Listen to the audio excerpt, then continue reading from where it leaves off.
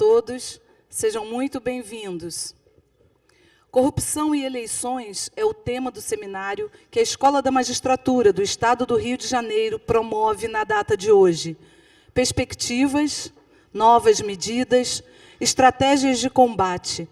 Para colocar em pauta estas e outras questões, convidamos para compor a mesa diretiva e dar início ao evento o excelentíssimo senhor diretor-geral da Escola da Magistratura do Estado do Rio de Janeiro, desembargador Ricardo Rodrigues Cardoso.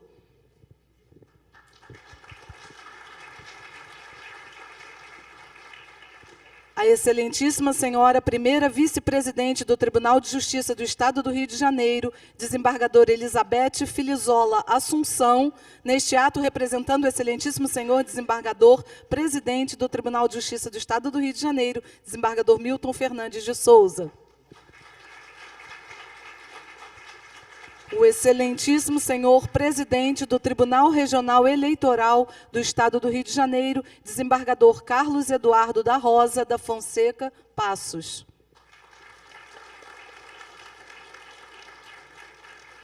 A excelentíssima senhora juíza de direito, presidente da Associação de Magistrados do Estado do Rio de Janeiro, doutora Renata Gil.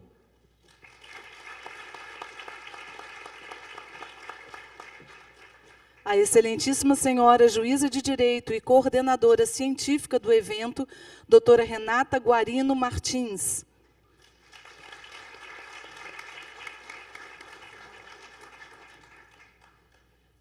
A excelentíssima senhora doutora Roberta Braga, juíza de direito e coordenadora científica do evento.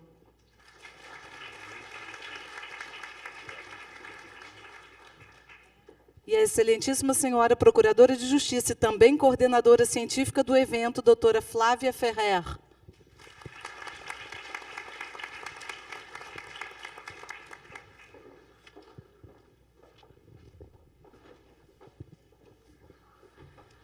Registramos a presença do excelentíssimo senhor desembargador Luciano Barreto, na pessoa de quem saudamos todos os magistrados presentes, e igualmente registramos a presença do procurador Deltan Dallagnol, na pessoa de quem saudamos todos os membros do Ministério Público e demais instituições da Justiça. Senhoras e senhores, muito obrigada pela presença.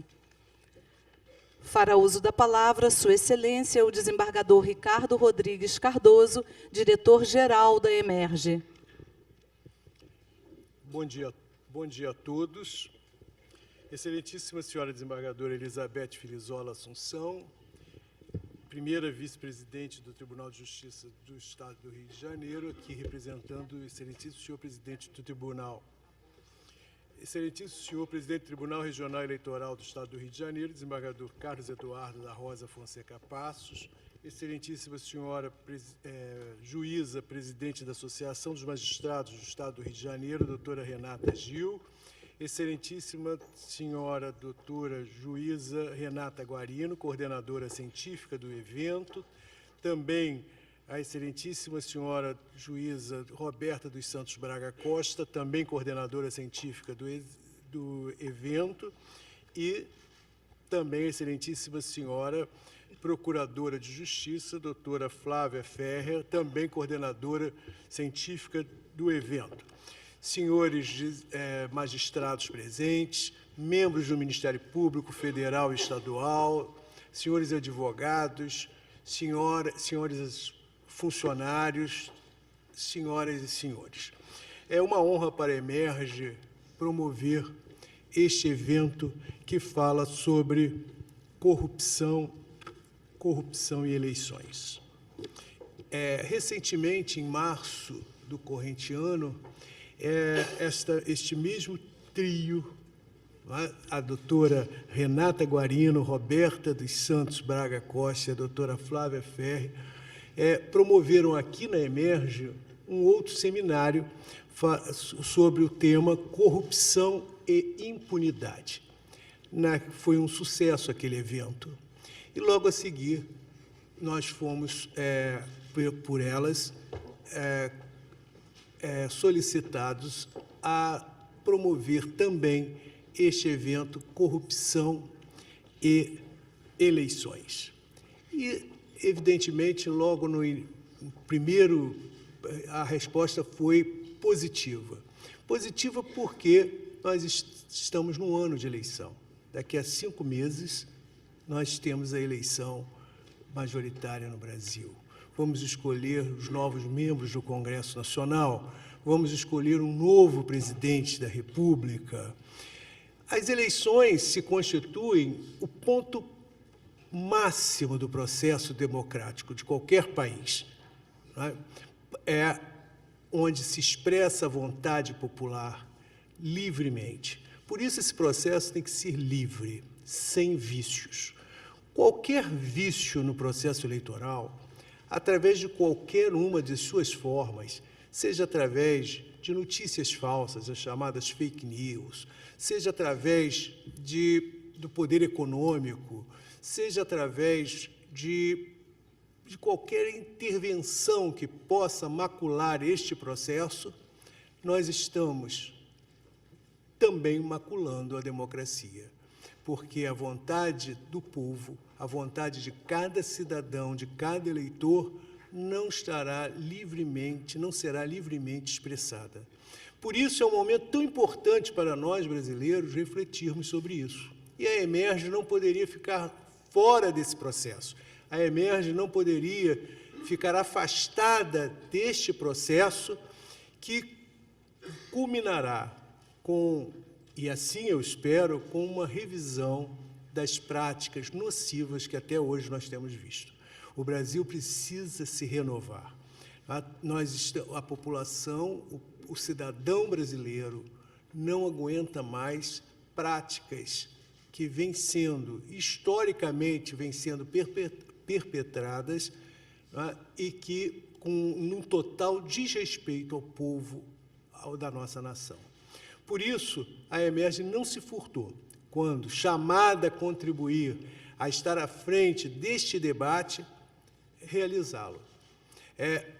Eu agradeço muito a esse grupo de juízes, capitaneados, porque eu sei que suas excelências não estão sozinhas nesse processo.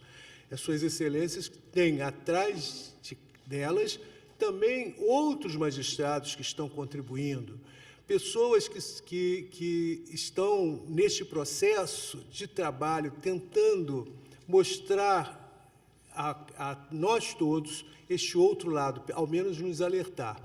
Quando a Emerge realiza esse tipo de debate e abre as portas para toda a comunidade, tanto jurídica, mas toda a comunidade aqui do nosso Estado, ela quer realmente que esses assuntos sejam tratados, porque daqui nós vamos extrair conclusões que vai nos orientar na formação dos nossos magistrados através de cursos que a Emerge promove ao longo do ano,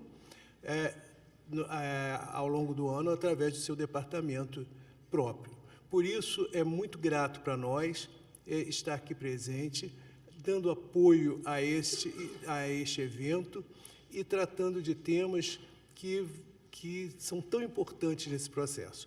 Agradeço a todos os palestrantes que vieram e que vão falar. Nós teremos hoje, ao longo 8 palestrantes, 3 debatedores, 4 presidentes de mesa.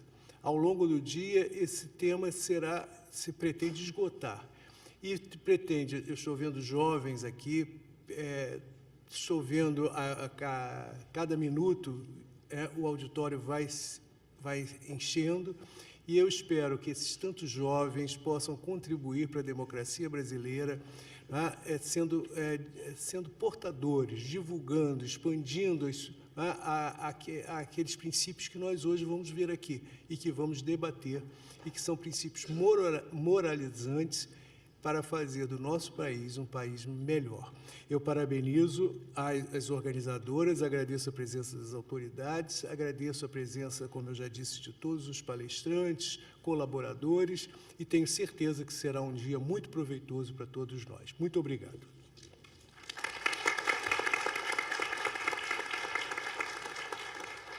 Ouviremos a seguir o excelentíssimo senhor desembargador Carlos Eduardo da Rosa da Fonseca Passos, presidente do Tribunal Regional Eleitoral do Estado do Rio de Janeiro. Bom dia a todos. Peço desculpas pela minha voz, porque eu estou muito gripado. Gostaria, inicialmente, de agradecer o convite que me foi formulado para participar desse seminário e cumprimentar a Emerge pela iniciativa, em virtude da importância do tema e da qualidade dos conferencistas. Gostaria, desembargador Ricardo, de trazer aqui algumas iniciativas do TRE, dados que podem enriquecer os debates e as manifestações dos ilustres conferencistas. Em primeiro lugar, em relação à prestação de contas. No ano passado, quando eu ainda era corregedor, realizou-se um mutirão no primeiro grau de jurisdição em que o TRE ofereceu servidores do tribunal no sentido de prestar uma colaboração aos juízes de primeiro grau na emissão de laudos contábeis em processos de prestação de contas. E, graças a esse mutirão, foram julgados mais de 20 mil processos de prestação de contas de campanha das eleições de 2016.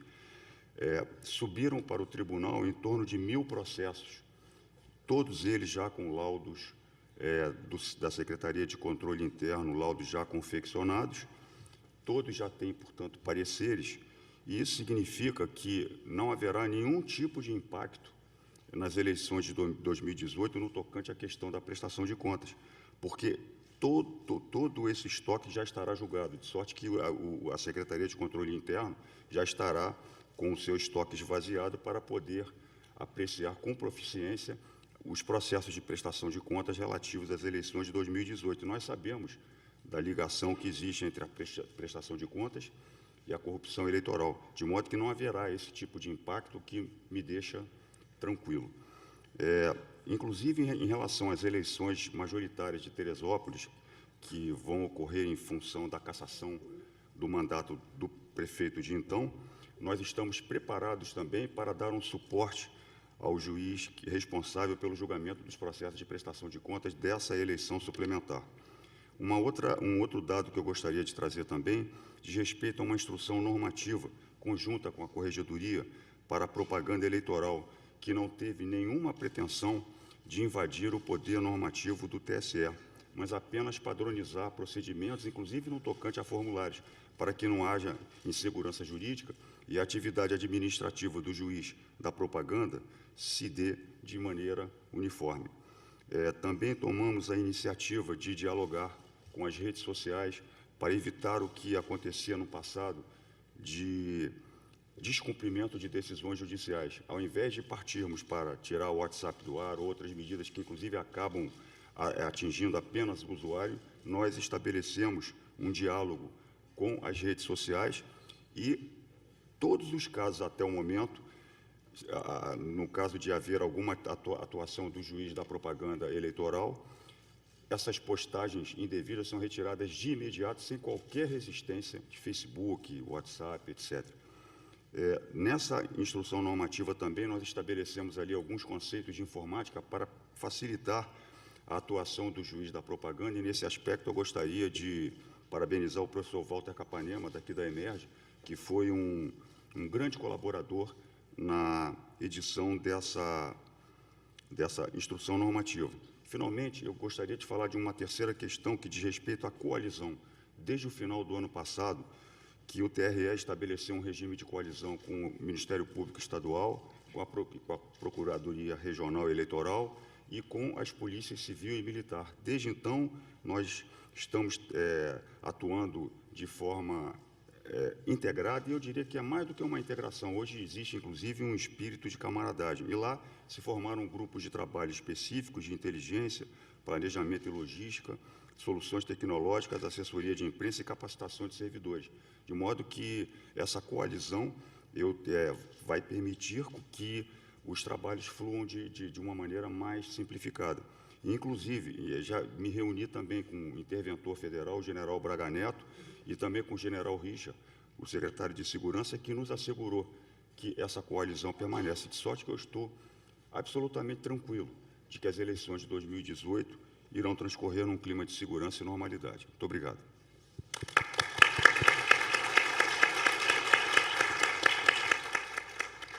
Com a palavra, a excelentíssima senhora doutora Renata Gil, juíza de Direito e presidente da AMAERJ. Bom dia a todos. Eu cumprimento essa seleta mesa nas pessoas dos desembargadores Ricardo Cardoso, presidente da nossa escola, presidente do nosso Tribunal Regional Eleitoral, desembargador Fonseca Passos, e da desembargadora Elizabeth Filizola, nossa primeira vice-presidente. Eu saúdo a todos os colegas aqui presentes, nas pessoas dos meus colegas Roberta, Renata Guarino e na colega procuradora Flávia Ferrer, que, num primeiro momento, pensaram nesse encontro, um movimento absolutamente espontâneo de participação nessa questão da corrupção, tendo em vista os recentes acontecimentos no nosso país. A Associação dos Magistrados do Estado do Rio de Janeiro, que congrega 1.350 magistrados aproximadamente, foi procurada por esse grupo, por nós estarmos participando de diversos debates nacionais. Nossos magistrados, há algum tempo, já vêm se destacando, né, em temas como o abuso de autoridade, as 10 medidas anticorrupção e tantos outros que nos afligem. Nós entendemos, caríssimos Roberta, Renata, Flávia e Andréia e tantos outros que compõem um grupo, né, de WhatsApp de combate à corrupção, à impunidade. Nós entendemos que o momento é de aflição, sim. Nós temos diversos temas tramitando no Congresso Nacional que atacam o trabalho da magistratura e do Ministério Público e das polícias.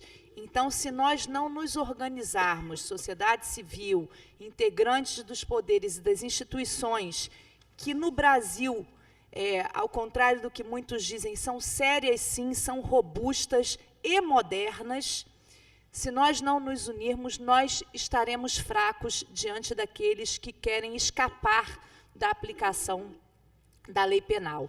Então, a Associação dos Magistrados apoia firmemente essas ideias. Eu gostaria de fazer uma saudação especial ao professor Stephenson, que foi trazido para esse debate. O professor, eu tive o prazer de estar com ele em Harvard há poucos dias atrás.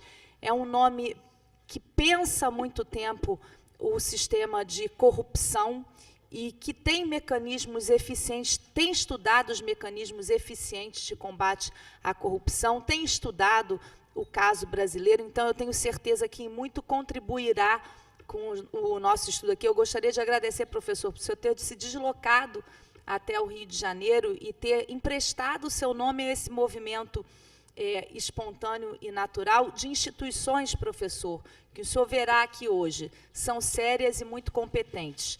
Agradeço ao trabalho do Deltan, né, do procurador Deltan, nosso amigo que já trabalhou tanto tempo conosco na Estratégia Nacional de Combate à Corrupção e à Lavagem de Dinheiro, que tem um trabalho exemplar não só à frente da Lava Jato, mas um trabalho anterior, né, que o consagra como um nome de destaque no nosso cenário nacional. E o recado que eu gostaria de deixar para os senhores, finalmente, é que nós temos que enfrentar esses temas com serenidade, né, com parcimônia, porque temos um movimento muito grande de desestruturação das nossas instituições. Então, eu conclamo os senhores a ter paciência, a não usar as redes sociais para as agressões pessoais, né? Nós temos os meios adequados para isso, e pensarmos em métodos que sejam eficientes, presidente Fonseca Passos, já para esse processo eleitoral que se avizinha. Hoje mesmo, antes de vir para cá, eu assistia o Bom Dia Brasil, e uma reportagem abordava a questão da má utilização dos fundos partidários pelos partidos políticos, né, as fraudes utilizadas, empresas fantasma, empresas localizadas em terreno baldio, notas fiscais fraudulentas, enfim, com a total malversação do dinheiro público, que é o dinheiro, né, desses fundos partidários. E pasmem, né, num processo que ainda é de prestação de contas manual. Então, houve uma tentativa de evolução para que essa prestação de contas fosse eletrônica, mas no futuro será, mas a gente esse ano já. Então, está trazendo uma boa novidade. Pelo que eu tinha visto, isso não ia conseguir ser implementado. Então, por óbvio, nós não conseguiríamos, né, com o nosso aparato, com poucos recursos humanos que, né, as instituições eleitorais contam, apreciar toda essa documentação eleitoral que os partidos, que os candidatos apresentam. Então, enfim, eu desejo muito sucesso a todos vocês. Contem com a nossa associação para esse trabalho aí que é grande pela frente. E, mais uma vez, parabéns a todos os envolvidos nesse movimento que é natural e espontâneo. Muito obrigada, bom dia.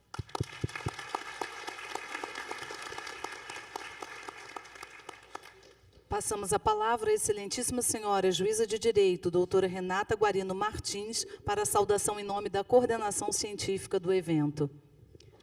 Bom dia. Inicialmente, eu gostaria de cumprimentar os magistrados aqui presentes, na presença do nosso querido desembargador Ricardo, diretor-geral da Emerge. Agradeço também, em nome da coordenação científica, a presença dos ilustres desembargadores, nossa primeira vice-presidente. Agradecemos imensamente a presença do nosso presidente do TRE. Agradecemos também a presença da nossa querida presidente da Maerge. Saúdo os membros do Ministério Público, na pessoa da doutora Flávia Ferrer, procuradora de Justiça do Ministério Público do Estado do Rio de Janeiro. Saúdo os procuradores da República, na pessoa do doutor Deltan. Demais autoridades presentes, serventuários, advogados e estudantes. Muito bom dia. A coordenação científica, composta, como já dito, por mim, pela doutora Flávia e pela doutora Roberta, optou por trazer para a Emerge a discussão relativa à corrupção. Nós temos visto, principalmente após a deflagração da Lava Jato, que a corrupção, além de ser sistêmica, retira do cidadão a possibilidade de investimentos em áreas que são caras para a sociedade, quais sejam educação, saúde, e isso a gente já vem se deparando ao longo de muito tempo, mas isso ficou muito mais evidenciado após a deflagração da Lava Jato. No nosso primeiro evento, cujo tema foi Corrupção e Impunidade, nós abordamos questões relativas não só à Lava Jato, mas também à Operação Mãos Limpas. Nós pudemos entender por que a Operação Mãos Limpas foi mal sucedida. E podemos traçar aqui as perspectivas e vimos o quanto a Lava Jato é importante para o país. Hoje nós vamos tratar sobre também corrupção, já que é um problema que hoje assola o nosso país, infelizmente, e vamos tratar também das eleições. E esses dois seminários somente foram possíveis graças ao desembargador Ricardo, que nos acolheu, acreditou no nosso trabalho, e também graças à Secretaria da Emerge. E, por conta disso, eu agradeço ao desembargador Ricardo e também a toda a equipe da Emerge, na pessoa da Márcia Relvas, que, infelizmente, não pôde estar presente, né? Está acamada.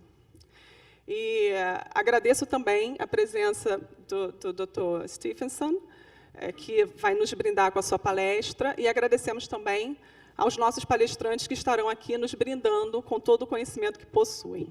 Muito obrigada.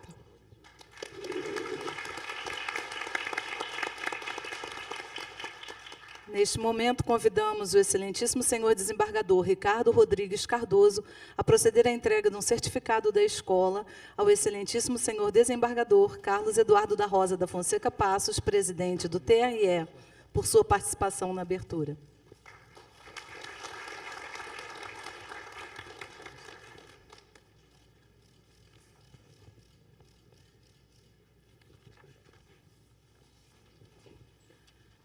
De ordem do excelentíssimo senhor desembargador Ricardo Rodrigues Cardoso, diretor-geral da Emerge, declaramos desfeita a mesa de abertura para passar à formação dos painéis da manhã. Muito obrigada.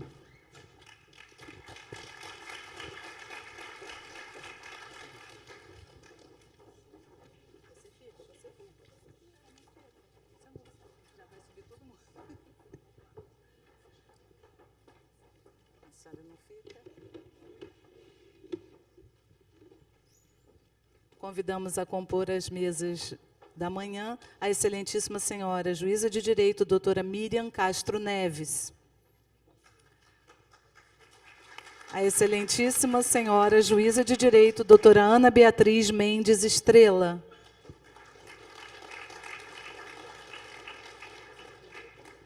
O excelentíssimo senhor procurador da República e coordenador da Força Tarefa da Lava Jato no Estado do Paraná, doutor Deltan Martinazzo Dallagnol.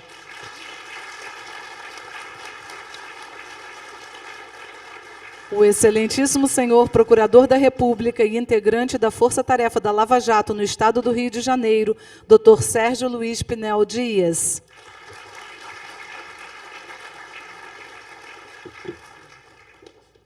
A excelentíssima senhora Procuradora da República e integrante do Grupo de Trabalho da Lava Jato na Procuradoria-Geral da República, doutora Luana Vargas.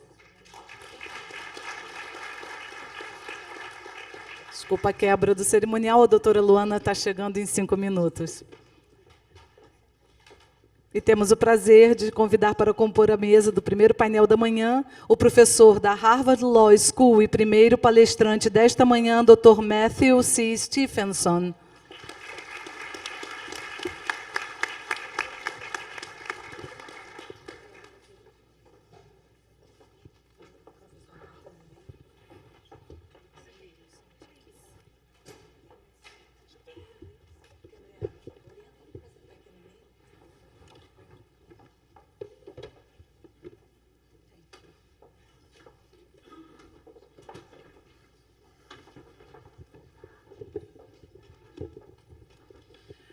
Passamos a palavra à excelentíssima senhora juíza de direito, doutora Miriam Castro Neves. Bom dia a todos. Cumprimento os magistrados na pessoa do desembargador Ricardo Cardoso, diretor da Emerge.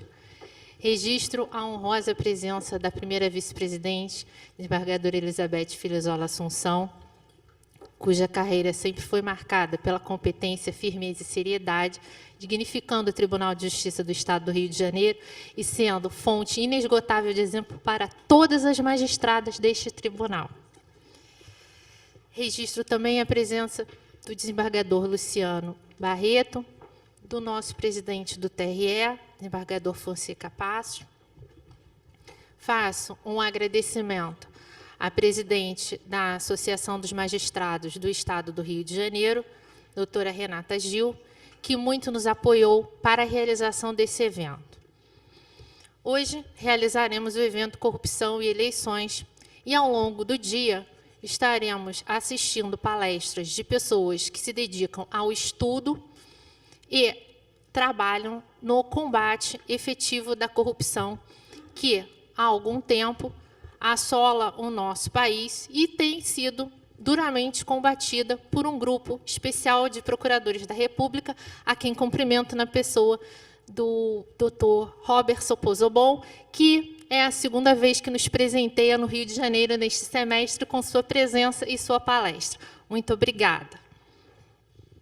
Tenho que, igualmente, registrar o indispensável papel da Emerge na difusão do conhecimento, conhecimento de alta qualidade, que estaremos aqui ao longo do dia obtendo. Muito obrigado, mais uma vez, desembargador Ricardo Rodrigues Cardoso, pelo apoio que Vossa Excelência sempre tem nos dado, considerando que Vossa Excelência também disse que já é o segundo evento que trazemos para a Emerge, e a Emerge garante que esta é uma casa de debate plural de ideias. Muito obrigada. A pedido do professor Matthew, as pessoas podem formular perguntas para ele por escrito. Então, formulem as perguntas e entreguem para uma das assistentes aqui no cantinho do palco. Se vocês puderem, por favor, coloquem um e-mail, porque, eventualmente, ele pode não conseguir responder a todas as perguntas aqui, mas responderá posteriormente. Passamos a palavra ao nosso palestrante da manhã, Dr. Matthew C. Stephenson. Antes de passar a palavra ao Dr. Matthew, eu vou ler parte do currículo dele.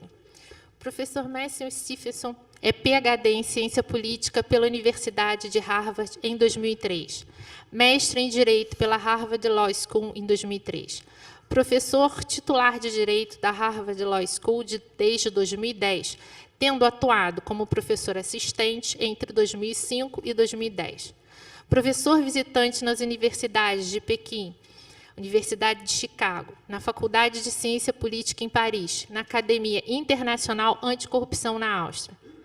Atuou como juiz assistente do ministro da Suprema Corte americana, Anthony Kennedy, entre 2004 e 2005, e como assistente do juiz da Corte de Apelação do Distrito de Colômbia, Stephen Williams, entre 2003 e 2004. é autor do livro Legislation and Regulation, autor de diversos artigos publicados em periódicos e obras coletivas, e mantém um blog que se dedica ao combate e ao questionamento da corrupção e a debelação da corrupção no mundo, Global Anti-Corruption Blog. Passo a palavra ao nosso palestrante.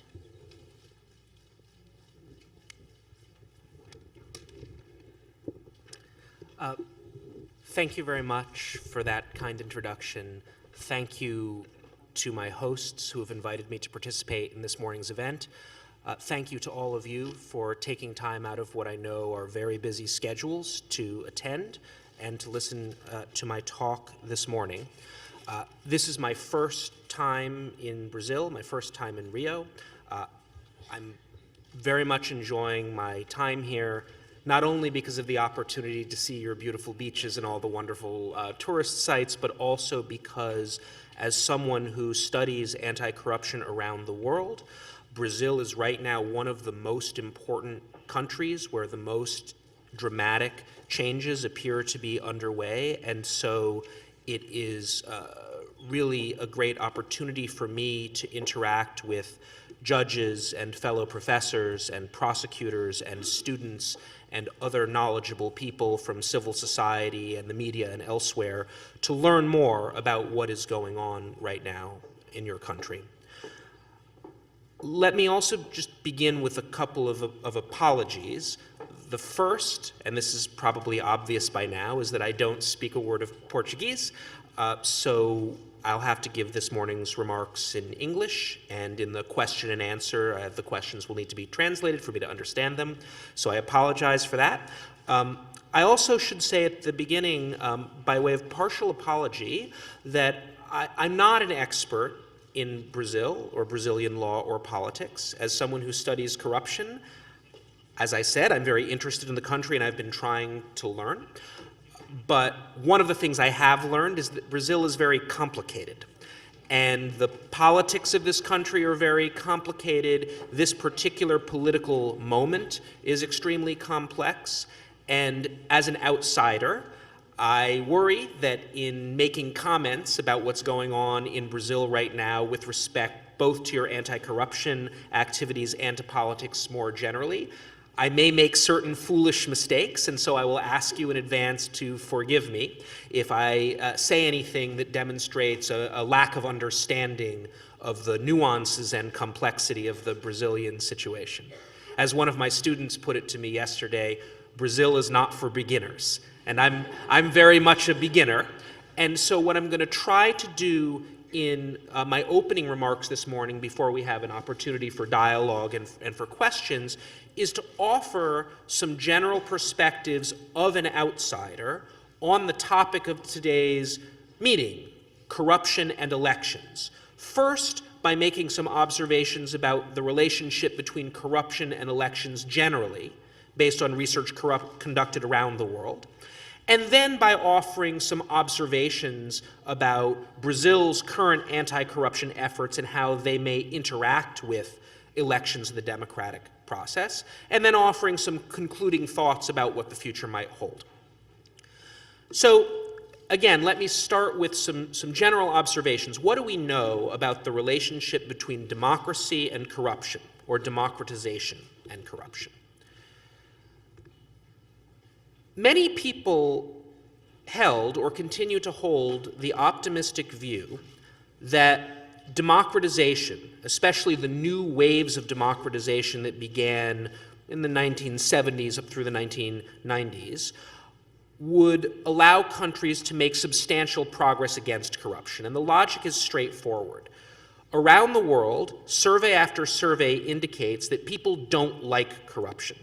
They say over and over in opinion polls and through other forms of evidence demonstrates that people really don't like it when their leaders are corrupt. And that's important to know because for a while there had been this myth that in countries where corruption was pervasive, the citizens didn't mind it that much. There had been a claim that corruption was a culturally relative concept and that what people in the wealthy countries of the West, like Europe and North America, considered corruption, in other countries would be considered legitimate ways of doing politics. And that seems to not be true. It's just not true that citizens in parts of the world that currently have very serious corruption problems don't mind or think that it's okay. For that reason, there was a hope that when countries democratized and citizens were able to hold their leaders accountable through regular elections, that corruption would substantially decline. There's some truth to that, but the reality looks somewhat more complicated. Those political scientists and economists who have attempted to assess the relationship between democracy and perceived corruption. I should emphasize that when we talk about measures of corruption nationally, we're usually talking about measures of perceived corruption because actual corruption is very difficult to measure directly. The relationship is complicated. It does seem to be true that countries that are very robust democracies, that have been democratic for a long time, 40, 50 years at least, and that have what people would consider very robust and well-established democratic institutions, are perceived as less corrupt than other countries. However, if you exclude those countries that are the most democratic, that have the longest established democracies, that have been democracies for 50 or more years, and look only at the remaining countries, there doesn't seem to be very strong evidence, on average, that newer democracies or partial democracies are perceived as substantially less corrupt than non-democracies. It's difficult to know exactly how to interpret this. There are a number of possible interpretations available, but it does seem to run against the simple story that as countries democratized, they would see a relatively short-term benefit in terms of reduced corruption. It's possible that one can interpret the existing evidence as a sign that democracy does reduce corruption, it just takes time. Democracies need to become more entrenched, more robust. Citizens need to become more familiar with how to operate as democratic systems. Parties and institutions need to become more well-established. That's one possible interpretation. That would be a more optimistic interpretation. It also may be, though, that those countries that became democracies 50 or more years ago are in some way systematically different from the newer democracies in ways that complicate the hoped-for positive relationship between increase in democracy and decrease in corruption.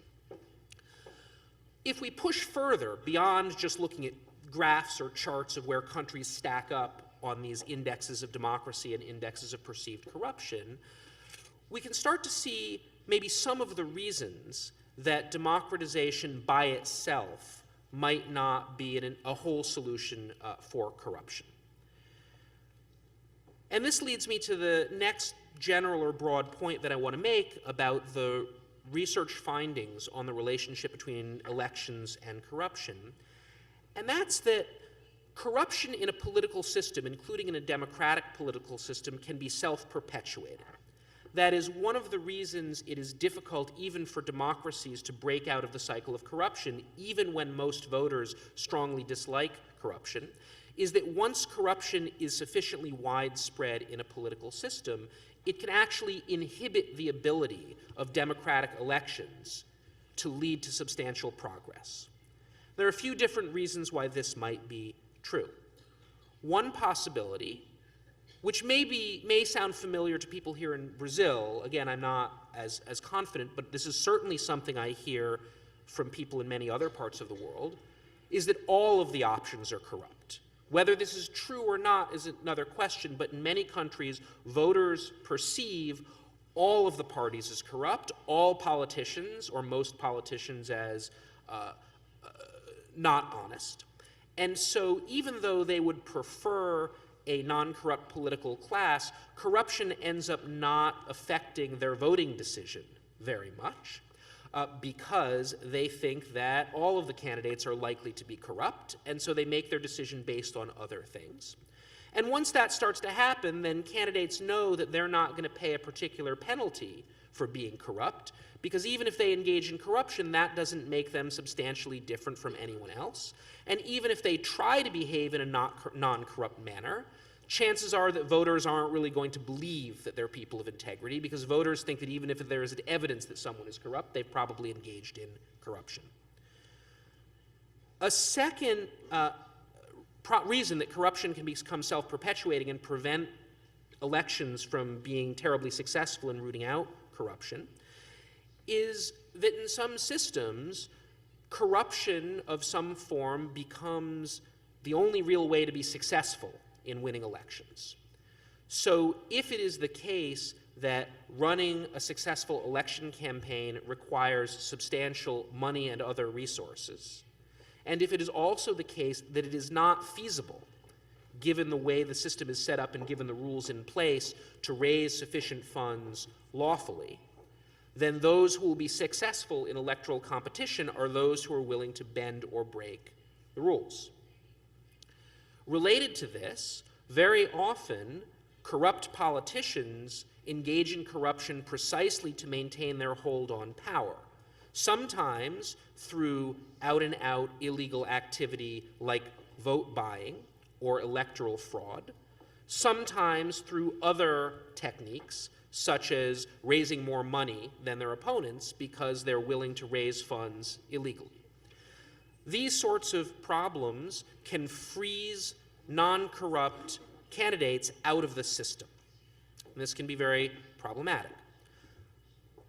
One more factor that I think it's worth taking into account when we think about how corrupt political systems can become self-perpetuating or self-reinforcing even when democratic elections are in place has to do with the kind of person who chooses to become a politician, who decides to go into politics or seek political office. And I think the way to think about this is you need to imagine a relatively young, talented person deciding what kind of career he or she wants to pursue. If politics is perceived as dirty, if the perception is that anyone who gets in politics ends up getting involved in corruption, or that politics is seen as a way for unscrupulous people to get rich, then you can imagine the sorts of people who will decide to go into politics. People who think of themselves as basically honest, upright people who would like to help their country, who might consider pursuing a political career, may be deterred, dissuaded from going into politics because it is perceived as a career where honest people can't ultimately succeed. And the people who will be attracted into politics will be those who are less scrupulous, or more open to breaking the rules, or using public office as a means to enrich themselves. And again, I hope it's straightforward why this can create a self-reinforcing, so-called vicious cycle. Because when politics is dominated by people perceived to be as corrupt, the people who go into politics will themselves be corrupt, and the cycle will repeat. And so one of the challenges in fighting corruption, including in using elections to fight corruption, is how to attract into politics people of integrity and goodwill and patriotism who want to use the political process to work for the good of the country. If those people don't get attracted into politics, then it doesn't matter if you have all of the right democratic institutions in place, the political system and the political class will likely remain corrupt. And even if effective prosecutions may be able to catch some of them and remove them from office, unless enough is done to shift the system so that a different kind of person wants to become a public servant, wants to become a politician, corruption is likely to persist. So, again, these are some of the general things that research has suggested about the relationship between elections and corruption. One thing that seems to be the case is that in the long term, there does seem to be a healthy, positive association between democratization and a reduction in perceived corruption. But in the short to medium term, there doesn't seem to be as strong a relationship, and in some cases, the process of democratization may even be associated, if not with an increase in corruption, then certainly a change in the form of corruption, but not necessarily a reduction. So the challenge that countries in this situation face is how do they shift from a situation dominated by extensive corruption to one where corruption is more manageable. Now, that brings me to my observations, again, as an outsider, on what's been happening in Brazil over the last several years. Because one of the reasons that developments in this country are so exciting and interesting, not only to you as Brazilian citizens, but to those of us who study corruption around the world, is that there are not that many examples, unfortunately, of countries, particularly in what's sometimes called the global south or the developing world, that have traditionally been afflicted by substantial corruption, making a lot of progress in the relatively short term. Very often when I travel to other parts of the world, and this happens here as well, and talk to people about corruption, people say, so what are the success stories? Can you point to any success stories? Not in the wealthy countries of Europe, not in countries with very high per capita GDP, but can you point to some developing country success stories? And there are some, they're all a little bit complicated, but the answer is there aren't that many that you can point to.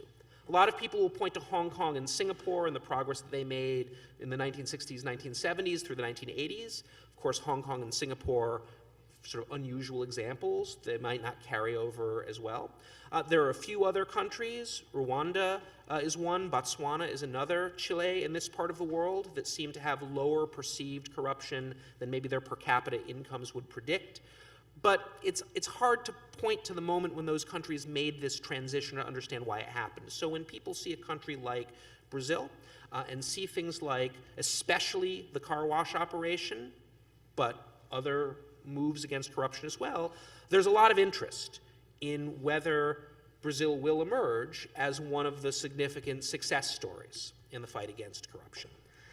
And looking at the country as an outsider, from what I've been able to learn from my Brazilian friends and students and from reading about your country's situation, I would say that there are certain factors that give me cause for optimism and certain things that make me worry.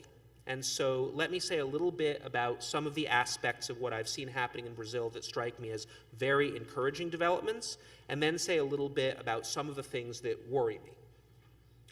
With respect to causes for optimism, I think that maybe the first and most straightforward is that we are seeing right now in this country genuine and often successful efforts to hold at least some senior politicians and business people, not all of them, but some of them, accountable for acts of significant corruption.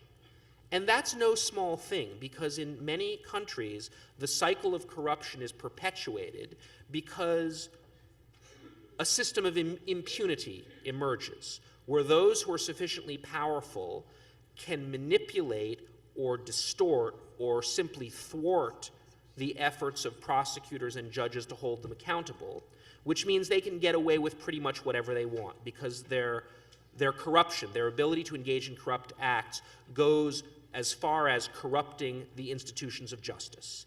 And once the institutions of justice have been corrupted, it is very difficult to break out of a corruption trap.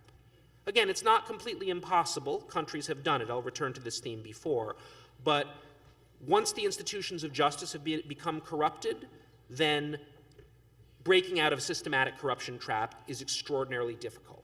And many countries that have had a culture of corruption, a political class that has been corrupted, where huge amounts of money flow back and forth between members of the private sector and the political elite, that corrupt elite has been able to capture the justice sector. And I think if you asked people, especially people who didn't know very much about Brazil 5 or 10 years ago, whether such a culture of impunity existed in Brazil, many people might have been inclined to say yes, simply because there was widespread suspicion of very extensive corruption in this country, but you didn't see very many high-level people in the public or private sector being held accountable. And there's been a big change on that front. And so one of the reasons that I'm optimistic, that I'm hopeful, is that it does seem to me that there is an opportunity to confront or reject that culture of impunity, and that so far Brazil's institutions of justice, despite coming under pressure, have retained their autonomy and their independence and their willingness to pursue high-level, politically sensitive corruption cases. That's one reason that I'm optimistic. The second reason that I'm optimistic is that my hope is that the successes of the car wash operation and other anti-corruption efforts will convince the Brazilian population more broadly that things can change. And that's important. It's not just about putting some people in jail, even very high-level people in jail. It's also about whether this operation or associated operations convinces the Brazilian public more generally that things are changing and that things can change. And this is how I would connect the car wash operation and what's happening in the judicial and legal process to the electoral process, which is, of course, that's the theme of our conversation. Because if people believe that they're putting a few people in jail, but this happens occasionally, and the system will continue to operate the way it's operated before, the sorts of factors that I was just discussing a moment ago, the reasons that voters don't ultimately replace corrupt politicians with more honest politicians, will continue to exist. The kinds of people who will go into politics will continue to be less honest people who maybe will just be more careful not to get caught by the prosecutors and judges. Voters will still have this mentality that all politicians are basically corrupt, so they should just focus on other issues when they vote, and so on and so forth. So if the prosecutions put even many high-level people in jail but don't change expectations, don't change the mentality, then likely their effect will only be short-term. But I'm cautiously hopeful, based on conversations that I've had with Brazilian friends or those who study the Brazilian political scene, that there's a chance that what's happening right now in Brazil in the judicial and prosecutorial sector will not only hold accountable certain individuals for their past corrupt acts, but will cause a change in mentality and expectations that might be able to shift the political culture of the country. That's the most optimistic perspective. And it's very much what I hope will happen, and that I have some hope will happen. But as I said a moment ago, there are some reasons to worry about whether the car wash operation and Brazil's current anti-corruption efforts more generally will live up to those expectations. So let me outline a few sources that I, again as an outsider, see as causes for concern that I hope the Brazilian anti-corruption community generally will be able to address. The first is that, and this will come as no surprise to anyone in this room, when you do see relatively effective anti-corruption campaigns taking shape, corrupt elites fight back. They fight back in a variety of different ways. Some of the ways they fight back are through the legal process, attempting to limit the power of anti-corruption agencies or prosecutors or curtail the authority of courts or to exercise legal powers to reduce the ability of anti-corruption institutions to hold the corrupt accountable. Sometimes they fight back through unlawful measures, through, again, using corruption itself to bribe or threaten those responsible for carrying out anti-corruption activities. Sometimes, and here again I'll connect what I'm saying here with the general theme of this conference and the importance of elections, they will try to reshape or control the political narrative. So again, most people in most countries don't like corruption. Most people in most countries typically respond enthusiastically and supportively when we see anti-corruption agencies or regular prosecutors or whomever taking significant action against corruption.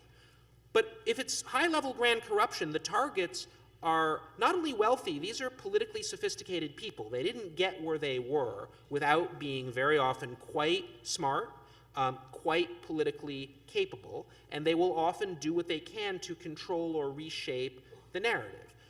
Probably the most common way to do this is by emphasizing or trying to get across the story that the anti-corruption agencies or prosecutors or judges are politically biased, are out of control and unaccountable, are not taking into account all of the collateral damage that their efforts are doing. and that really what are being sold as anti-corruption efforts are actually politics by another means. The accusation is often that anti-corruption has been weaponized in a political struggle. And one of the reasons this accusation is challenging to respond to is that although every cynical, corrupt official makes this claim, sometimes it's true, right? Sometimes the public has good reason to wonder or question whether anti-corruption efforts are entirely sincere. If you look, to take extreme examples, if you look at a country like Saudi Arabia, where the Crown Prince recently rounded up several dozen members of the royal family and placed them under arrest for corruption, and then eventually released them after they agreed to give up billions of dollars in their personal wealth, it's hard for observers from the outside not to look at this and suspect that this was more about consolidation of the Crown Prince's political power than it really was about corruption. If you look at China, which has been conducting a very aggressive anti-corruption campaign for the last 5 years, many people believe there's a lot of sincerity behind that campaign, but many people also can't help thinking that this looks a lot like President Xi Jinping consolidating his power by emphasizing the corruption of his political rivals.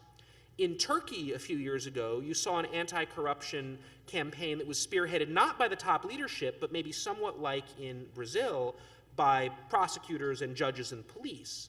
But the Turkish situation is complicated because one of the political factions in Turkey had managed to get a lot of its people in the prosecutorial service and in the judiciary. And when that faction had a falling out with the president's faction, when there was a split between them, that's when you suddenly saw this faction in Turkey taking aggressive action against the president and the president's family and the president's party. So it is not ridiculous for the average person when they hear politicians say, this is all politically motivated, it's not really about corruption, to think, well, maybe they have a point. And this puts those who are conducting the anti-corruption operations in a challenging position, because assuming for the moment that the accusation is not true, one still needs to figure out how do you, as an anti-corruption prosecutor or judge or investigator or task force, maintain your credibility and reputation for impartiality in the face of those kinds of attacks. And I think it's very, very difficult to do. One issue that comes up, it's not the most important issue, but I'll mention it because I've certainly heard and seen a variety of perspectives on this question, is how open and communicative and overtly political prosecutors in particular, or anti-corruption agencies, ought to be with the general public. And here, again, I've learned a little bit about what's going on in Brazil, but I'll deliberately avoid using any Brazilian examples on this point. I'll just contrast the approach that's typically taken in the United States, currently by Special Prosecutor Robert Mueller, who's investigating potential high-level wrongdoing by people close to President Trump and possibly the president himself, and the strategy taken by José Ugaz, the former ad hoc state attorney in Peru, who was responsible for prosecuting former Peruvian President Alberto Fujimori and many of his most senior officials. Robert Mueller, following standard US practice, says almost nothing to the public about his investigation. The norms in the US are that for prosecutors not to talk a lot, at least federal prosecutors, and Robert Mueller is extreme even in that regard. I live in the United States. I follow these issues very closely. I don't know what Robert Mueller's voice sounds like. I've never actually seen him on television giving a press conference. What we learn about his investigation comes through a very small number of releases that are very terse and issued only when there are major developments. Many US experts believe that this is really good, that especially with the president, the target of the investigation, talking so much and all this chatter, that Special Counsel Mueller helps maintain his credibility and legitimacy by seeming to be above the political fray, by not saying anything, letting his investigation speak for itself. By contrast, José Ugaz, who had a position that was very similar to Special Counsel Mueller's, he was investigating, in his case it was the former president, but very high-level political officials, he believed that in order to maintain his legitimacy and credibility and to counter a narrative that his was a politically motivated investigation, spoke very openly with the public. He had a monthly press conference. He talked quite a bit to the media. Other anti-corruption agencies have been even more politically involved. So another example, in Indonesia, the Corruption Eradication Commission of Indonesia, the so-called KPK, has a press office, and they engage in regular communication with the media. And they comment on political issues and proposed legislation. A U.S. prosecutor would never do that. I would be shocked if Special Counsel Mueller ever issued recommendations or had a media relations office. So this is one of the challenges that one needs to think about. So, but again, to circle back to my first point, a worry that I have about the future of the car wash operation is that the optimistic story I just told a moment ago won't succeed if the existing corrupt elites are able to push back against the investigation either by curtailing its legal powers or by changing the political narratives in ways that make it less effective in changing the public mentality. The second concern that I have about whether the car wash operation will live up to expectations or hopes is public fatigue with the issue. So you see this a lot in democracies. When something happens, when something big happens, especially if it's something people care about, and it's in the newspapers a lot, people get very exercised about it, very interested in it. But you see this pattern where as time passes, the impact is less. The first congressman who gets sentenced to jail, that's big news. Second congressman sentenced to jail, that's pretty big news. The 50th or 60th, it starts to wash out and people start to pay attention to other things. So one of the challenges, this is less for the justice sector perhaps, but one of the challenges, especially if we want to connect the theme of corruption to elections, is how do we maintain or sustain, I shouldn't say we, how do you, it's really the citizens of Brazil need to figure this out, how does attention and focus on this issue be perpetuated, carried forward in the long term? Because fights against corruption don't succeed if they're very short-lived. In the United States, to take a political issue that we confront where I see this problem in extreme form, it's the problem of gun violence. So one of the challenges that we face is even though most American citizens would prefer stricter regulations on gun ownership, America is different from many other countries in that I think a majority of people still think there should be a legal right for almost anyone to own a gun. But substantial majorities believe that we should have more gun regulation than we currently do. When there's an incident, a mass shooting, some other event that calls attention to the problem of gun violence, we just had one in the United States a couple of months ago, there's a flurry of activity and interest, and it looks like something might happen. But what's happened over and over again is that eventually the interest subsides. People turn to other issues, and those who like the United States low level of gun regulation the way it is have been able to wait out the storm, to use that expression. They've been able to resist efforts for change long enough that the public attention moves on. And in the case of corruption, that's something I would worry about as well. So the car wash operation and the public attention has created, I think, an important window of opportunity, especially around the upcoming elections in October 2018. But the question or the worry that I have is whether that will be sustainable in the longer term. And one of the challenges is how to keep public attention on that issue when it starts to seem like old news. You especially worry that there might be a lot of this attention on the issue up to the election, but after the election, how do you keep the pressure on? How do you keep public attention when there isn't something like an election coming up to keep public focus? The third worry that I have, and this is one that's very much inspired by the Italian example that was referenced in the first panel, the so-called clean hands or Tangentopoli bribe city operations of the early 1990s, is what happens the morning after. I'll use that English colloquialism.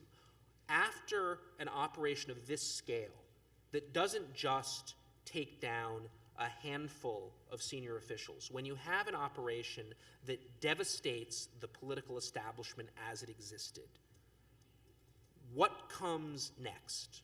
What does tomorrow look like? What new political organizations, political institutions, practices and cultures emerge to take the place of the corrupt system that, if this operation is successful, will get swept away. And while I do think Italy offers some reasons for hope, some of my political science friends who are experts on Italy will say that, in fact, despite a lot of disappointment, the clean hands investigation did lead to important long-term changes in Italian politics.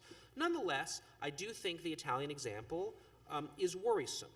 So one of the things that happened in the clean hands operation is that the center-left and the center-right parties, the biggest parties in Italy, were essentially wiped out. They really ceased to exist. Many other parties suffered similarly, so that Italian voters no longer had their traditional party loyalties or party identifications to use to orient them when they went to vote. So this was very destabilizing and created what's sometimes called a power vacuum in the system. A second thing that happened was that although the clean hands investigations in some ways inspired hope, they also intensified and deepened Italian voters' cynicism about politics and the political establishment. It's a strange, ironic, paradoxical situation where a major anti-corruption cleanup, on the one hand, you might optimistically expect, would inspire hope, as I was saying before, that things are different and things are changing. On the other hand, by exposing just how bad corruption was, how deep it ran, it may make voters even more cynical about politicians and traditional political institutions. And the difficulty with those two things happening at once, the traditional political institutions and parties are essentially wiped out, and voters are even more cynical about politics as a practice, it makes the appeal of a demagogue-like political figure more attractive to many voters. And of course, the story in Italy is that what happened after clean hands was the rise of Berlusconi. And Italy still hasn't completely recovered from the rise of Berlusconi.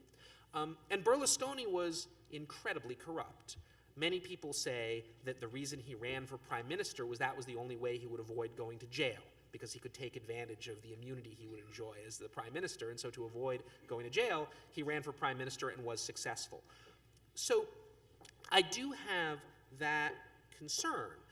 More generally, even if you don't get something like a Berlusconi, when the existing political institutions and political organizations get wiped out, one needs to think about, well, what comes next? Because it's possible the system will just snap back and you'll get a new set of politicians who won't really be that different from the old set of politicians. What can we do to ensure, or to at least increase the chances that the successes of the legal process, the prosecutions and the judicial trials, will lead to a real change in the political system and the political culture? Now, of course, that's not necessarily the job of prosecutors and judges. Prosecutors should take cases when the evidence suggests wrongdoing, and judges should decide the cases before them according to evidence. I think many judges, rightly, don't like the idea that they're being characterized as anti-corruption fighters. So what many judges will say is, my job as a judge is not to fight corruption specifically. My job as a judge is to decide the case before me according to the law and the evidence. And of course, I should decide it with integrity, and that means I should be willing to convict a guilty person even if I come under a lot of pressure to go easy on them. But not my job. And it's certainly not the job of prosecutors, investigators, and judges to undertake dramatic political or institutional reform. But certainly, someone in the country needs to do it. Those who are interested in working on anti-corruption, I think really right now in Brazil, need to take into account things like the Italian example and think about what comes next. What sorts of institutional reforms will make it more likely that we'll see a shift in what you might term the equilibrium of Brazilian politics, away from one where corruption is the norm, to one where there's a greater degree of integrity. So in terms of what those reforms might look like, I can't really say, and I probably shouldn't say, I know from my conversations that I've had since I've been in Rio that many people in civil society in Brazil are actively working on packages of reforms. I know that the prosecution service, Deltan and others, worked on an earlier set of reforms as well. It didn't make it very far in the Congress, but clearly those conversations are happening. And the kinds of reforms that would be needed were probably so specific to the Brazilian context that I, as an outsider, can't really recommend anything specific. But I can say a few general things about the types of reforms or the objectives of reforms that go beyond simply putting even a very large number of high-level political and business elites in prison. First, it's important to maintain the transparency and accountability of both the legal process and the political system. Actually, it seems to me that Brazil is doing fairly well on that front already, especially with regards to the judiciary and the prosecution service. But within the political process, too, there need to be measures that ensure the combination of transparency and accountability. Neither of those things by itself will do very much. Transparency with accountability is a system where people might know a lot about what their politicians are doing but can't do anything about it. A system of accountability without transparency is one where voters do have the capacity to hold politicians accountable, but they simply don't have the information that they would need to be effective.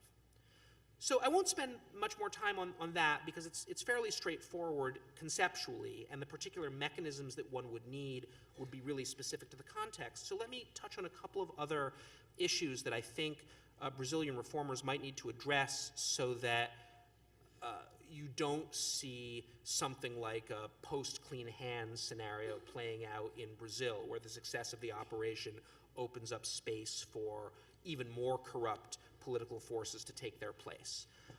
Another one would be the system of financing campaigns and elections. This is a complicated issue because money in politics is a big problem. It's a very big problem in my home country. It's a major source of controversy. Many people are troubled when politicians or parties raise a lot of money from special interest groups or the business community or the private sector, and I share those concerns. On the other hand, as I noted earlier, it can be a problem if it's not possible to raise adequate funds for a political campaign through legal means. One thing that we've seen in some places is that the rules for campaign finance, legal campaign finance, are so restrictive that it's not possible, not really feasible, to run a modern election campaign with everything you need, like TV advertising and voter registration drives and get out the vote campaigns and so forth, if you only raise money legally. So that's a problem. So there needs to be, I think there needs to be a way to strike the right balance to enable parties and politicians to raise money legally, but without making them beholden to special interests that donate to their campaigns. Right? You don't want to just get rid of corruption and replace it with what we have probably too much of in the United States, which is the domination of politics by moneyed interest. I think also it's important to think about whether there are ways to reform the political system that will encourage the emergence of relatively stable political parties that are organized around political programs rather than personalities, and that last, that cycle in and out of power. So again, my knowledge of the Brazilian political situation is sufficiently limited that I don't want to comment too directly on Brazil. But one thing that we do see in many newer democracies or partial democracies is parties that come and go pretty quickly, that are organized more around individual personalities or charismatic leaders than ideological or policy programs, and that disappear when those people leave. Or systems where, even if there are a few big parties, there are also many small parties without a strong ideological orientation, such that building appropriate coalitions in the parliament becomes very challenging. So it might not seem directly related to corruption, but I think there's a fair amount of evidence that when you have a system either where one party dominates the system or where you have parties with very short lifespans and that come and go very quickly, and there are a very large number of them, these are both situations in which corruption is more likely to emerge. And the reasoning is that when you have one party that's dominant, the thinking is they're not really going to get held accountable because they're so powerful they'll keep winning elections no matter what happens. The PRI in Mexico for many years, up until changes in the 1990s, was basically like this.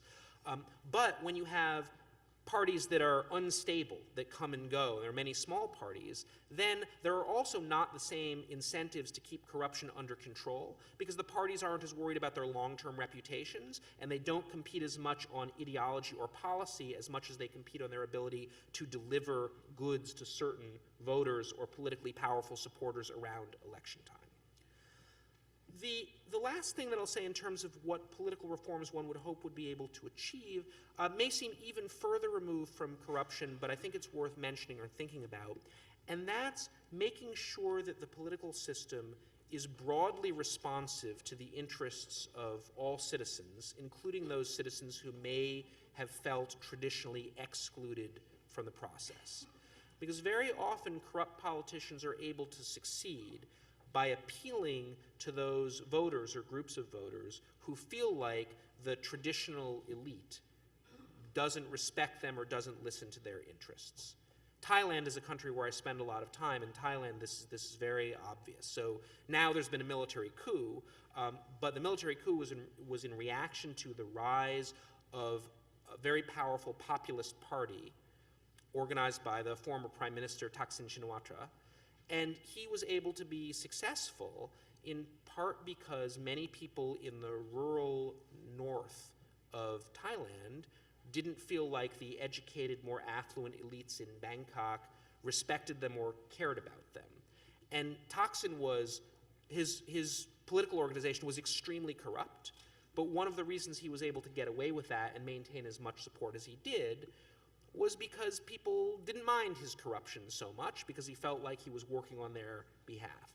And so I think that shifting to a political equilibrium that's characterized by a higher degree of integrity isn't just about the fight against corruption itself, it's also making sure that there's a political system in which citizens feel like they have a genuine stake.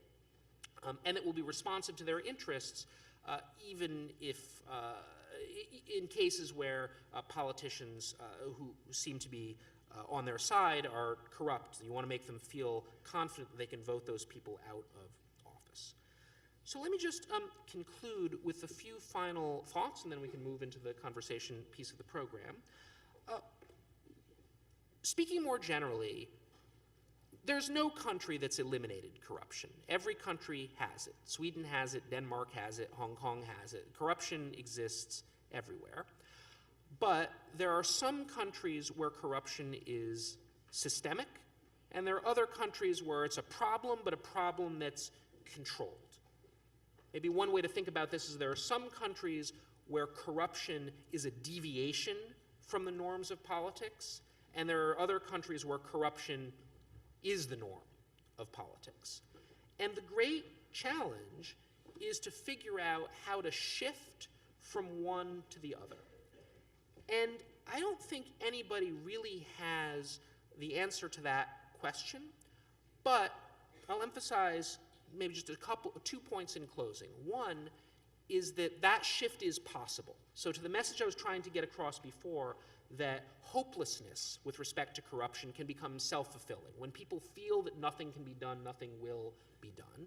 It's important to keep in mind that these transitions, though we don't fully understand how they work or what starts them, are definitely possible. And I always want to emphasize this when I'm speaking to audiences, especially in countries where corruption is such a systemic problem, because many people will say things like, corruption is just part of our culture, there's nothing we can do about it, we're stuck. And it's important to recognize that that's not true, and one of the pieces of evidence that it's not true is that every country today in the world that's not systemically corrupt, where corruption, though a problem, is under control, used to be systemically corrupt. That's actually the norm for politics through most of human history. So the United States in the 18th and early 19th century was thoroughly corrupt, especially at the state and local level. Sweden in the early 19th century was thoroughly corrupt, had a state that was based entirely on patronage and buying office and bribery. Country after country, you see this pattern. So, of course, the transition from a state of systemic corruption to a state of controlled corruption is possible, because every country that currently has corruption under control has made that transition. The second thing that I'll say is that often this transition takes a long time. It's measured in decades, not in years. And I say this because very often, especially in the context of a dramatic and seemingly successful program like Car Wash, like Clean Hands, like the Hong Kong reforms of the 1970s, there's this idea that to fix corruption, you need a so-called big bang, that you need a dramatic change in a very short period of time. And I do think there are sometimes opportunities for those dramatic changes, but my impression is that more of the countries that have managed to shift from a state of systemic corruption to one of managed corruption have done it over a long period of time. In Sweden, maybe it's like a 40 or 50 year period from about 1815 to about 1855, 1860. In the US, I would say the major transformation took place between the end of the American Civil War around 1865 and the beginning of World War II in the 1940s, and actually even carrying forward into the 1970s. It's a long process, and sustainability is the key. Again, big crackdowns are often useful. They can often catalyze the process of change by changing people's expectations about what is possible. But more often than not, a big crackdown that takes place over a short period of time and is not sustained ultimately doesn't lead to a substantial transformation. The changes tend to take place over decades, over generations, and they require that kind of sustained effort. I think that, more than any particular technique, is the most important factor in really fighting systemic corruption. And an analogy or metaphor that I sometimes like to use for my personal life, which may have resonance with some of you, is that as I've gotten older, I would like to lose a bit of weight. Right? I feel like I could be healthier if I lost some weight. And I don't know what it's like in Brazil, but in the United States, every year, there are new books published or new alleged doctors or nutritionists who have like the brand new diet that's going to solve everything. People are looking for silver bullets, for dramatic transitions that will happen very, very quickly. But the fact of the matter is, 80 to 90% of what you need to do to lose weight or maintain a healthy weight, we already know what it is, right? You eat a healthy diet, not too much sugar or fat or carbs, a lot of fruits and vegetables, and exercise regularly. We know that. So why doesn't it happen? It doesn't happen because it's hard to sustain that over time. A lot of people in the United States, right around the new year, will join a gym and start eating healthy, and it lasts for a couple of weeks, and then it stops. Right? And because it's hard to maintain that focus. And I want to connect this to the point that I was making earlier about anti-corruption fatigue. It's easier in the very short term, when a topic is at the forefront of your mind, to take dramatic action in the short term. But in order to be successful, that action has to be sustained over a very long period of time. The trick is to figure out how to maintain that effort over the course of years, or in the case of fighting corruption, over decades or generations. And that's, I think, the most important message that I want to get across in talking about the link between corruption and elections. So I think it's extremely exciting in Brazil right now that the current anti-corruption investigations have been so successful and gotten so much public attention. I think it's very exciting that many in civil society and the media and elsewhere are focusing on the October elections as a chance to make a significant change in Brazil's political class. I hope those opportunities are seized, but I don't think ultimately these efforts will be successful unless there's a way is found to extend those efforts in the longer term and sustain them over a period of many, many years. And so that's the thought I'd like to leave you with, and now I'd like to turn to the opportunity to answer your questions and some questions from the people in the audience.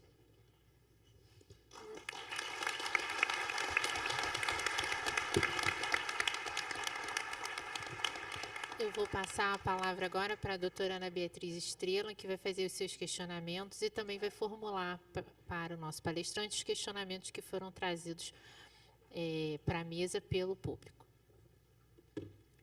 Inicialmente, eu gostaria de cumprimentar os meus colegas, na pessoa da desembargadora Elizabeth Filisola, nossa primeira vice-presidente.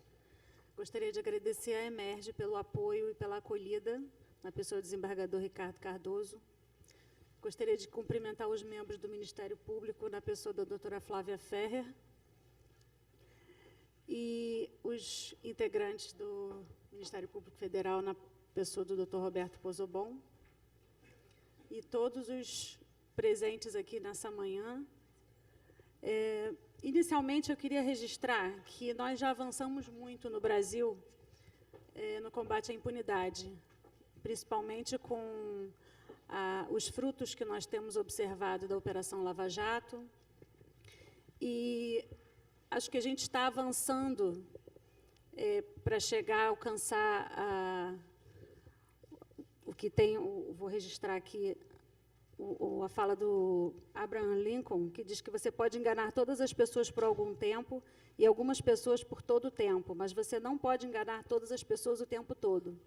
Então, conforme a corrupção vem aflorando e as pessoas percebendo que a punição para os corruptos vem chegando e estamos perseguindo isso, a tendência das pessoas é querer combater essa corrupção. Como disse o professor, as pessoas não ficam confortáveis com a corrupção e muitas vezes o voto chega porque elas acham que não tem essa opção, não tem opção em votar em pessoas que não são corruptas.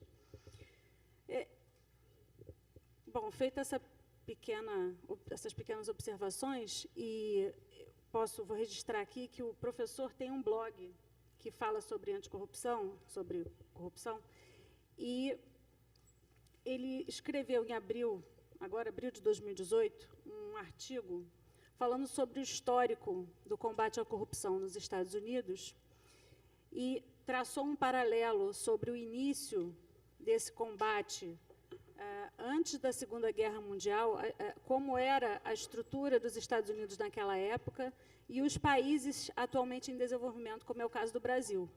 Então, ele traz um panorama bastante otimista para o avanço do combate à corrupção. E, com base, aproveitando o gancho, eu queria registrar também que, no índice da Transparência Internacional, da percepção de corrupção, o Brasil atualmente está no 96º lugar. Os Estados Unidos está no 16º.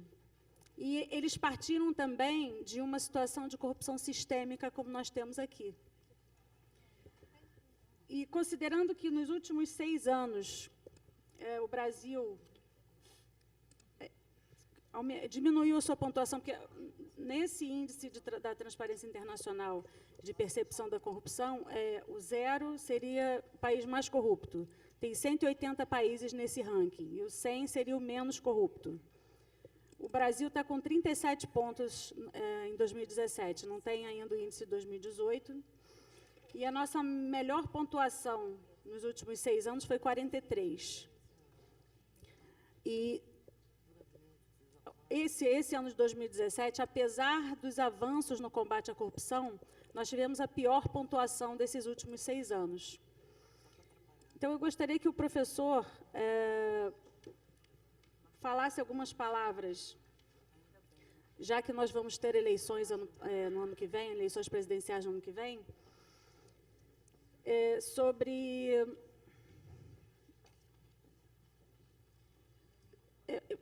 também o questionamento do Márcio. Esse já era um questionamento que eu tinha trazido, mas o Márcio de Jesus também trouxe essa pergunta. Vou ler até a pergunta do Márcio, para ficar mais... Good morning, doctor. Do you think that compulsory voting cooperates for corruption in any way? Okay, so on compulsory voting, I don't think it makes that much of a difference. I think it probably makes a little bit of difference sometimes. I've looked at a little bit of evidence on this. There's not much, and the evidence is not very strong. So whether systems with compulsory voting have higher or lower perceived corruption on average when you control for other factors, maybe there's something there, but it's not super strong. So if I were an anti-corruption reformer or someone reforming the democratic institutions with an eye towards corruption, it probably wouldn't be one of the main things I would emphasize. That's not to say it might not be important, but it's complicated. The relationship with corruption is complicated because in general, compulsory voting likely increases turnout among younger voters and poorer voters. It probably also increases turnout among voters who are relatively uninformed about politics or don't care that much about politics. And it's hard to figure out which way those factors cut. On the one hand, you might think that it is good for fighting against corruption if you mobilize more younger voters and possibly more lower income voters, although that's a little bit more complicated, because survey data in many countries suggests that young people are more passionate about fighting against corruption, are more idealistic, and in many countries, not all, in many countries, it's poorer voters who are most adversely affected by at least some forms of corruption. So if you think that's true, then you might think that compulsory voting would help a little bit, because voters who are more likely to make corruption a high priority issue in terms of who they vote for are more likely to vote if voting is compulsory.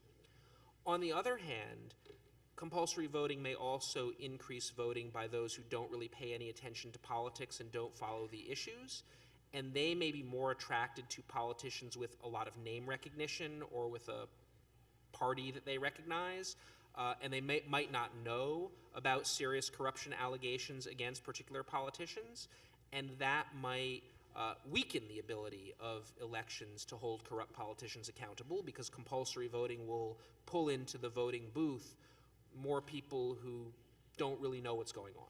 So maybe it's because these factors cut in opposite directions that on the whole there doesn't seem to be very strong evidence that compulsory voting is correlated with the Transparency International scores one way or the other. But I should say everything that I just said is subject to a very important caveat, which is that not very much research has been done on that question. When I looked into it, you referenced that I did a blog post about it a couple of years ago, there are only one or two studies that even try to get at this issue, and so we don't really know much about it. And it may be that there's a bigger effect than has been identified so far. Okay, thank you. We're having a huge discussion in Brazil about the security of the voting machines. And they have been used in Brazil since 1996. And since in the US, those machines are not used, how do you think that can be an issue to all the effort fighting corruption? I think this question falls a bit outside my areas of expertise. I know in the United States they do use voting machines. Not for presidential elections, do they? Yes, they do. Absolutely, they do. And there have been concerns about the security of the voting machines. There is not evidence yet that they have ever been hacked, but there is evidence that Russian-affiliated hackers at least tried to breach the security for some of these machines, so definitely it's an issue. The issue of that sort of election fraud is a little bit distant from the kinds of corruption that I typically focus on. I usually research things like bribery and embezzlement and nepotism and government hiring, so I can't say I've got a lot of expertise on voting security in particular. So all I can really say is, yes, I would be concerned about it. I would be concerned about any method of voting that doesn't leave a paper trail that can be audited.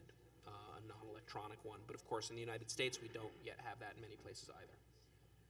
Thank you. We have a lot of questions from the audience. And Delton would like to make a question. Thank you. Delton. Hello. It's not working. It's working? Okay. Professor, first, thank you very much for being here, for bringing your wisdom, knowledge to help us to build ways in which we can escape corruption. And I would like you to talk a little bit about impunity and the role that impunity has regarding corruption and importance of holding high-level politicians accountable for corruption that they committed. If you could explore how people who study corruption talk about that, and what is your perspective? It's a critical issue. So as I mentioned, I think in the earlier part of my talk, the impunity of the corrupt elite is one of the greatest challenges in fighting corruption, especially because here, as in many other areas, you can get a kind of vicious cycle or self-reinforcing property. When if a corrupt elite is able to use their wealth and their influence to corrupt the administration of justice so that they cannot be held accountable, this enables them to acquire more wealth and influence that they then can use to further corrupt the administration of justice. And so absolutely breaking that cycle of impunity is going to be critical for long-term success against grand corruption. If that doesn't happen, again, once the disease of corruption, if you'll accept that metaphor, infects the administration of justice, that's what can really create this problem of impunity, and once the disease spreads there, it's very difficult to cure.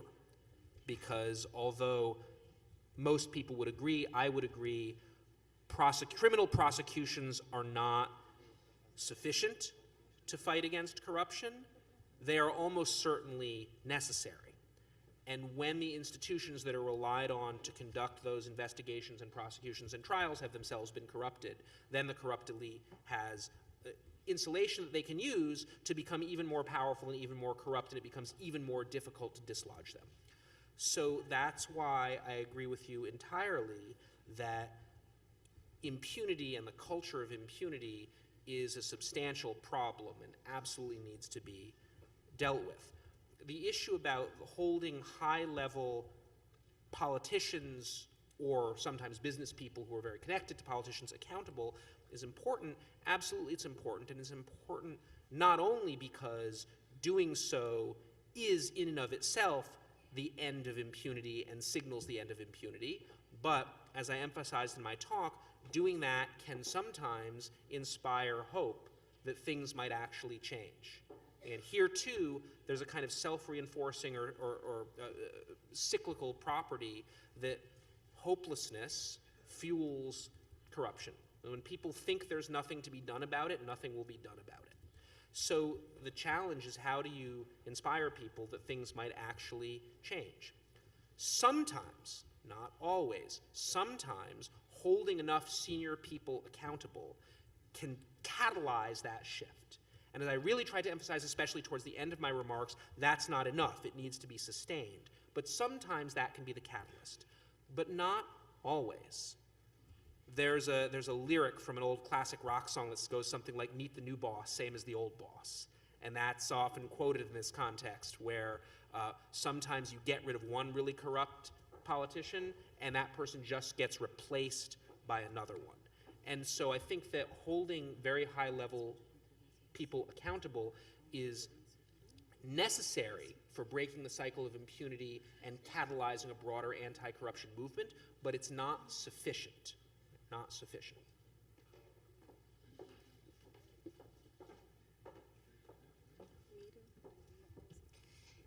Em razão do nosso tempo, todas as perguntas que foram encaminhadas para o professor Matthew e ele não conseguiu responder, serão entregues a ele, e ele, conforme a possibilidade, vai enviar e-mail respondendo aos questionamentos. Gostaríamos de agradecer a sua presença aqui, a gentileza em ter vindo aqui e o altruísmo em compartilhar conosco o seu conhecimento sobre o tema. Destaco que a sua palestra nos enriqueceu muito acerca da correlação entre corrupção, eleição e democracia, e destaco ainda que, ao mencionar a impunidade como uma grande preocupação de todo o seu sistema, na construção da sua narrativa, esclareço que esse é uma grande preocupação de todos nós, magistrados e membros do Ministério Público. Nós nos preocupamos muito em combater a impunidade, que é o flagelo que assola o nosso país há algum tempo. Eu vou chamar a doutora Ana Beatriz para entregar... Eu queria fazer antes um registro.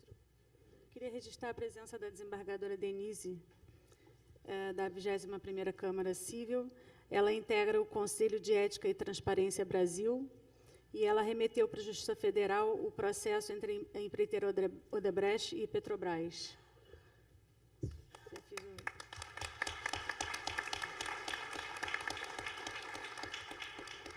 Eu vou pedir para a doutora Ana Beatriz entregar o certificado de participação do senhor no nosso seminário.